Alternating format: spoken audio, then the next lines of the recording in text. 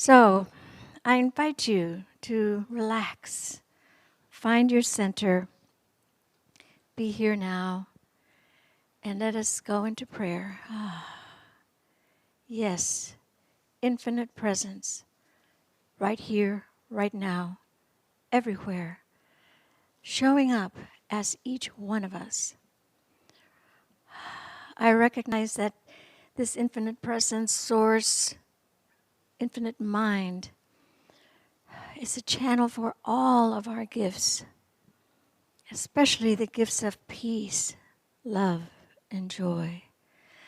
And as I breathe that in, I know Source is all there is. The Source that brought me here, brought each of us here on this plane. Divine mind, divine intelligence, right here with us. And knowing this, that I am one with all that is. There is only one. And in this oneness, each of us shines with this infinite love.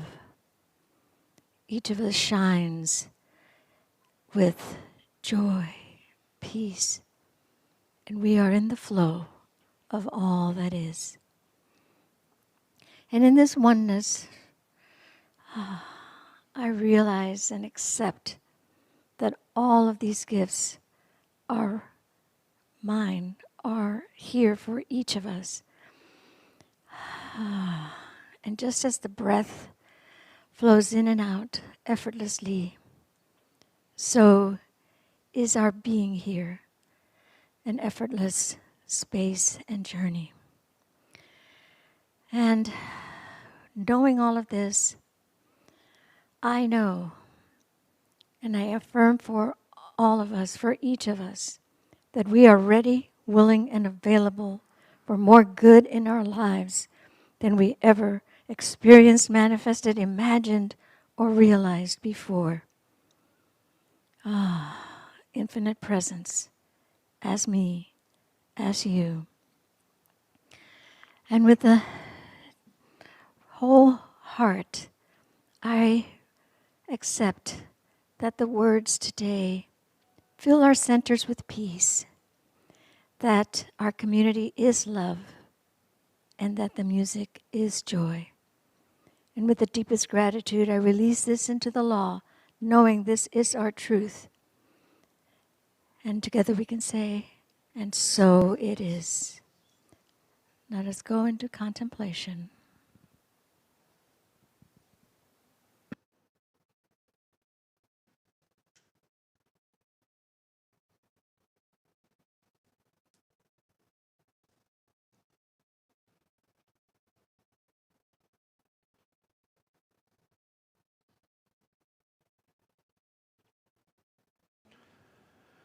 Let's take a breath. So we're working this whole year on a theme of growing deeper. And when we grow deeper, where do we go? Into the dirt, right? If you're a plant. So we have to go into the dirt, we have to go into the earth, we have to go into that, and then rising higher. That's the theme we're working on, which moves us into the air, the sky, if you will. And so we're doing both. We're putting in deep roots, and we're rising higher. So this whole month, we're kind of looking at the foundation of our teaching, the first 4 chapters of the Science of Mind textbook, which is our Bible. And I'm sure you all brought your Bibles today with you, the Science of Mind Bible. Yeah, and we'll thump those for a little while. And but we're looking at that. And so today's talk is called It Flows. It Flows. And Sam, while you were out, I mentioned that the lyrics for that song that we just sang are available, so you can give it to anybody who wants it. So, thank you. So I'll start with a quote from Ernest Holmes, who says, "The divine mind is infinite, but before it can reveal its secrets or its nature, it must have an outlet. And this outlet we supply through our own receptive minds." Notice that qualifying word, what kind of minds? Receptive. Receptive. We've got to be open to it. So there's this infinite ocean of good, of love, of power, of joy, of wisdom, of all. But in order to experience it, we have to allow it to flow through us, through the channel of our own minds, our own thinking, our own beingness.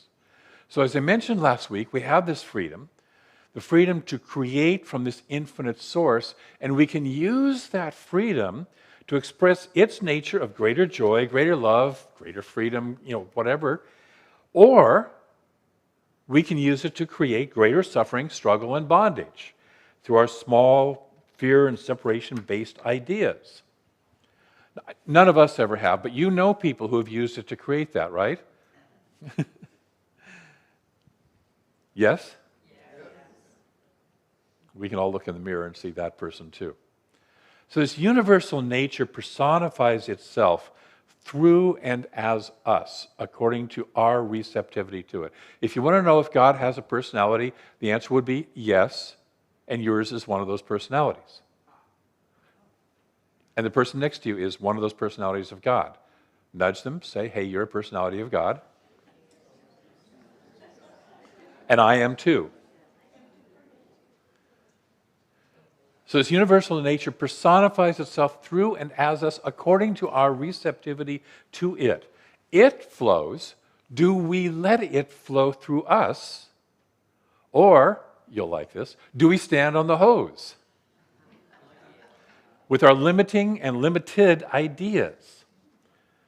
Ernest says a unity must be established and a conscious connection must be made before we can derive the benefits which the greater mind is willing to reveal or impart to us. So it's willing, but we have to connect with it. We have to have a conscious connection and have a oneness established with it. If I want to watch a TV program, the TV program is completely available, right? It's moving through the air right now, yes? Yep. Yes? Yep. Okay. But I have to establish a connection with it consciously if I want to watch that TV program. It's the same thing with the infinite mind. We have wonderful metaphors today. We don't have to use old wine and new wineskins and all that sort of stuff.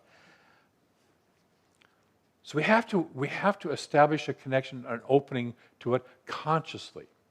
So last week I talked about love and law. Love is the divine nature. And it expresses through law, through the process of what you put out comes back to you, the law of cause and effect, if you will. That's the core law. How it does. So Ernest says, love is the divine givingness. The infinite is just giving itself away. Law is the way, is the process it uses to give itself away. You and I are individualized law, if you will, in human form. We are a process by which the infinite is expressing its own nature. He also says, love points the way, and law makes the way possible. As we understand this flow and our own place in it, we align with and experience lives that embody the nature of the divine. But only as much of this life as we can embody. Yes? Will really be ours to use. So we have to go beyond just knowing about it, right? I use this metaphor every once in a while. Do you want to know about chocolate, or do you want to know and embody chocolate, if you're a chocolate lover like myself? Do you want to know about love, or do you want to know and embody and experience love? So we have to move beyond knowing about it as a nice idea and do definite mental work to embody it in ourselves and in our lives. One of the tools we use is spiritual mind treatment, which we teach in all of our foundational classes. We just happen to have a foundation, this is a shameless plug, we just happen to have a foundational class starting up on Saturday, February the 8th with our wonderful Linda Bremer teaching it, Spiritual Principles and Practices. Information is available out there on the billboards. The bulletin boards, thank you. I look forward to the day when we can have billboards about our classes. When I was in Seattle, the Center for Spiritual Living there with Reverend Kathy Ann Lewis had gotten so big that we did have billboards with her picture and all the information on it in a couple places in Seattle.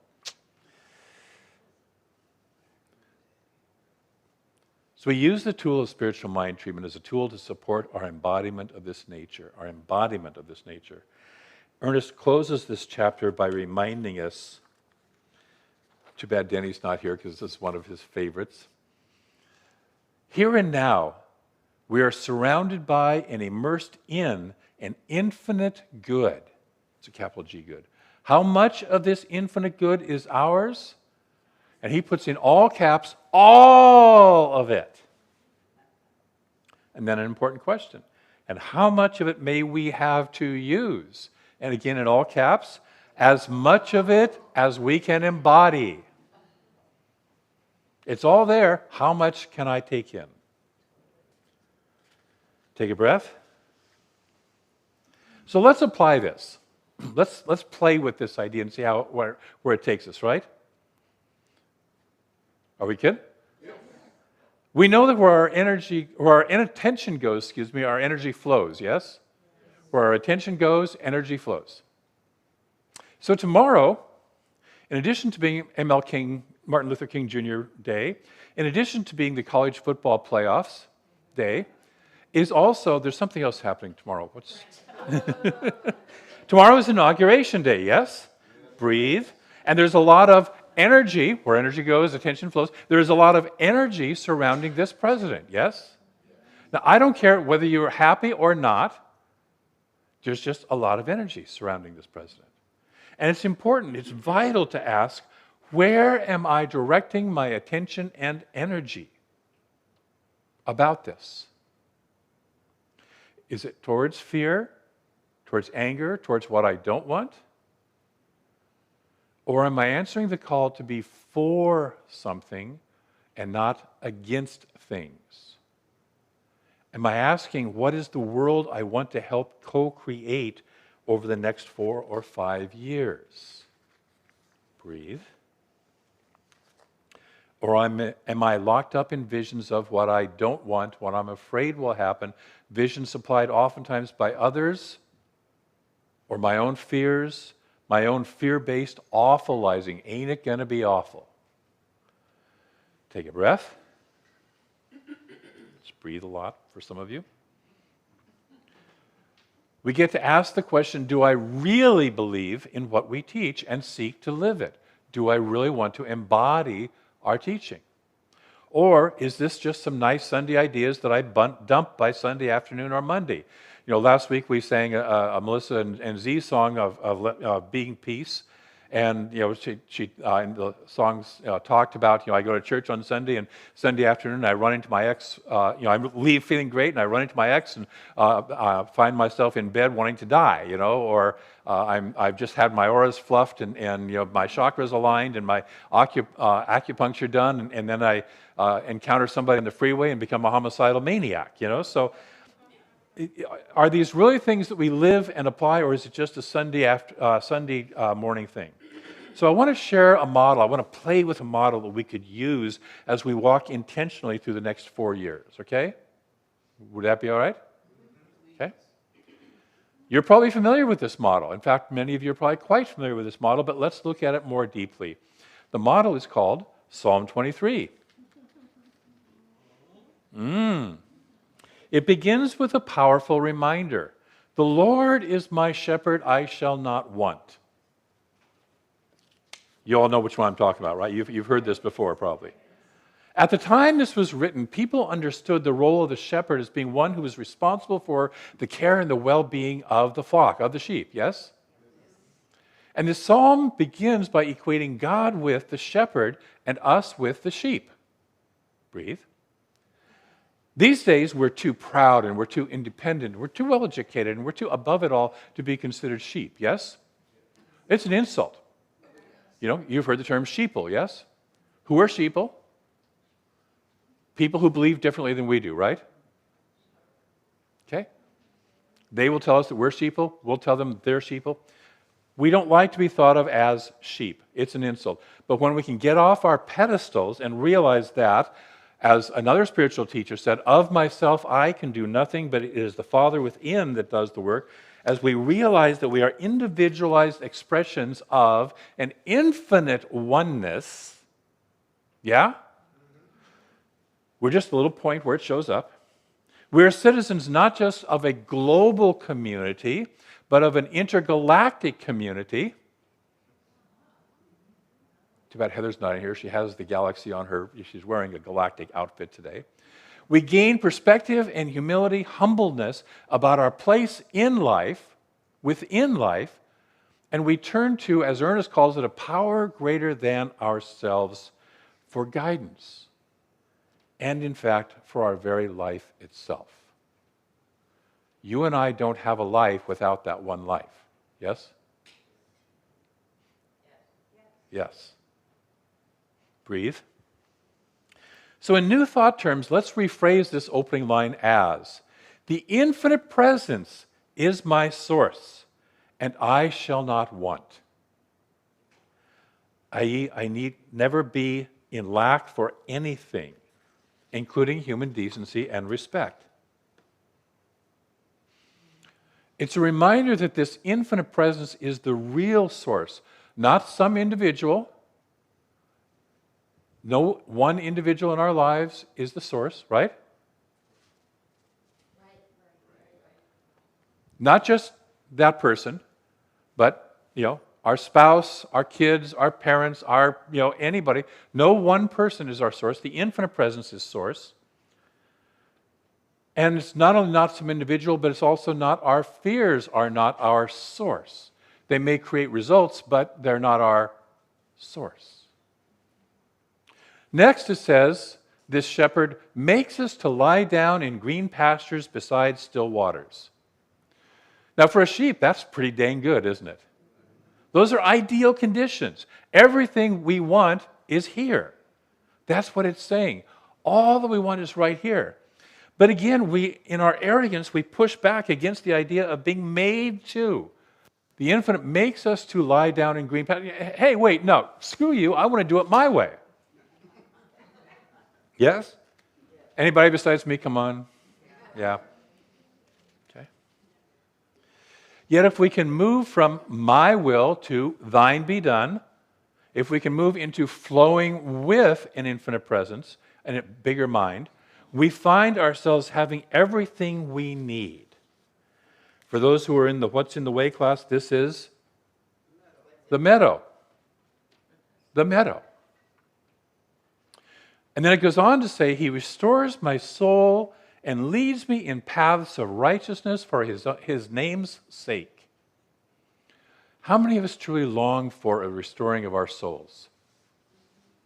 A sense of peace in a seemingly crazy and dangerous world. By the way, how long has the world been crazy and dangerous? Always. For a sheep, a crazy and dangerous world involved wolves and other things that wanted to come and eat them. It involved getting lost. It involved falling off of cliffs. It involved running into rocky terrain, etc., etc. And guidance in clarity. We also long for guidance in clarity in following the right path. Has anybody besides me sat there in the emptiness of the room and go, show me the way, just show me what I need to do? Okay? We ask for guidance. And all this, it says, is for his name's sake, which simply means for its own sake. All this simply means is because the infinite oneness simply wants to express, to flow its own nature. No other agenda. Just doing it because it is what it is. These first three verses of this psalm, of this poem, establish an understanding of the nature of the divine and our interrelationship. Not only is it like this, but we are in a relationship with it, and it with us. Yes? Yes? Yes. Now we come to the how to apply it part. The next verse says, yea, though I walk through the valley of the shadow of death. I once heard it as, I shall fear no evil because I'm the meanest son of a bitch in the valley. But that's not where we're going today.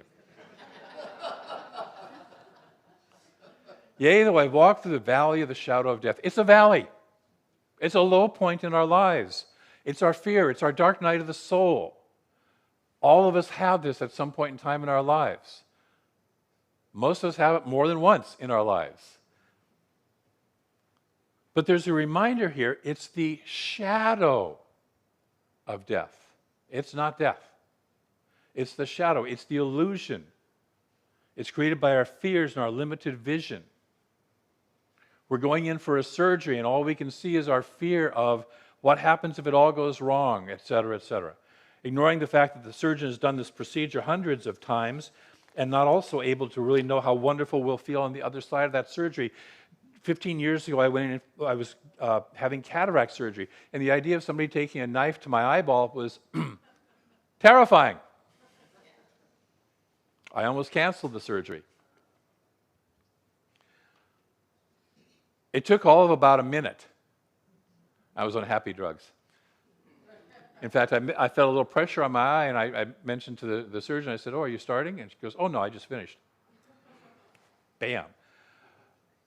2 days later, when I took the patch off of my eye, out of this eye, because they do one eye at a time, out of this eye, I was seeing beautiful, brilliant color, and out of this eye, everything was yellow. And by the way, they put in corrective lenses. I had, my vision was 2400. In other words, what you can be at 400 feet to read, I had to be within 20 feet to read. That's called nearly blind, by the way. I was the Coke bottle bottom kid in school. And all of a sudden, I could see so much more clearly. I had no idea what that was going to be like on the other side of that, right?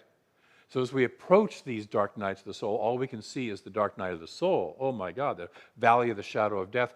We don't see what happens after we move through that valley and come out the other side, right? But we have to trust that it's there. The psalmist reminds us that we don't have to be afraid. I will fear no evil. Why? Because you're with me. Your rod and staff comfort me. The infinite presence is right here, right now. It's popular to say, no matter where I go, there I am, right? Okay?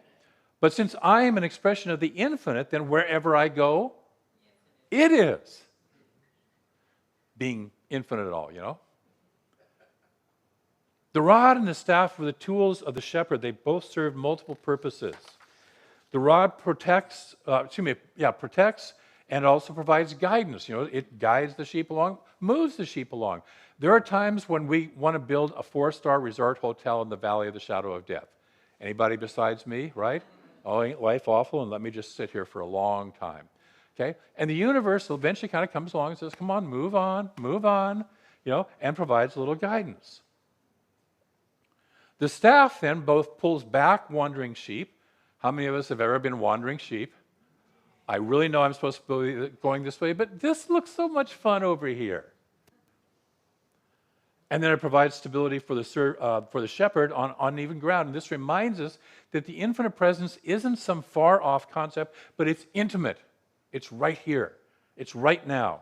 It's supporting us in a greater expression of its nature in a very practical, down-to-earth, day-to-day way with very practical tools. You know, in religious science, we might say our rod and staff might be meditation, treatment, envisioning, ways of connecting with our divine self. Yes? That conscious connection that we talked about? These are some of the tools that we offer, some of the rod and the staff, if you will, that we offer. But wait, it gets better. So in this valley of the shadow of death, not only am I comfortable and safe, there's a table of food, nourishment, in all the ways that I need it, for my journey right here, even when my enemies are present. Yes? Who are my enemies? Where do they live? Mostly in here. Yeah? And they can't stop it because they're not the source of it. They can't keep it from me because they're not my source. The infinite presence is. Goes on to say that my head is anointed with oil, which reminds me of my divine nature. You know, we talk about the Christ nature sometimes, that infinite oneness, that infinite connection, that infinite knowingness of ourselves as the divine as ourselves. And the word Christ in Greek literally means anointed one. And so as we proceed along, we realize our anointing comes in a conscious state of consciousness, in a state of the falling away of that illusion, that curtain, that veil that doesn't see that, just where we can see, I am one with this infinite presence. And then it says, my cup of good is overflowing. Not just a little bit, right? My cup of good is overflowing. It's abundant. I shall not want. And then out of this experience, out of this walk, I deepen in my knowing that goodness, love, compassion are ever present always. And that I'm living in God's house. I'm living in the house of the infinite. Not the house of fear, not the house of worldly circumstances. That's just a valley of shadows that I'm walking through. I'm truly living in and one of and an expression of this infinite divine presence. Take a breath. Take that in. So this week, this month, this next 4 years, if it is important for you, ask yourself, what's my intention? What is the outcome I want to see? What is the outcome I want to allow to flow through me? Be clear on that. Secondly, what are the tools that have been supplied to me to help restore my soul and guide me? We have a community. We have a teaching. There's all sorts of stuff that's been supplied. And then finally, thirdly, commit to this intention and commit to using these tools. See, I can have all these wonderful tools, and I can just say, "Oh, aren't those nice over there? Those are nice tools." You know, if I do that with my gardening tools, will my garden grow, get any better? No, because they're just laying there. And I got all these plants I could plant. I used to be famous for buying a whole lot of plants and letting them sit in the flats until 3 months later they were all dead. Okay? I can have all this stuff, but until I do something with it. So that's the commitment. Commit to this intention and to using these tools as you walk through the valley. Are you good with that for a spiritual practice? Those three things. Great. I'm going to close with a quote from Ernest, who says, while it is true that we are immersed in an infinite intelligence, a mind that knows all things, it is also true that this intelligence can acquaint us with its ideas only as we are able and willing to receive them. Able and willing. We're all able. Are we willing? So we have an affirmation. Join me in this. I walk through life knowing I walk in and as Spirit. I let the infinite presence flow through me, and I embody greater good more fully than I ever have before. Let's do it one more time. I walk with feeling, by the way. I walk in and as Spirit. I let the infinite presence flow through me, and I embody greater good more fully than I ever have before. So I do, and so it is. And I'll remind you that affirmation is always available on our Facebook page and our website after the service. Thank you.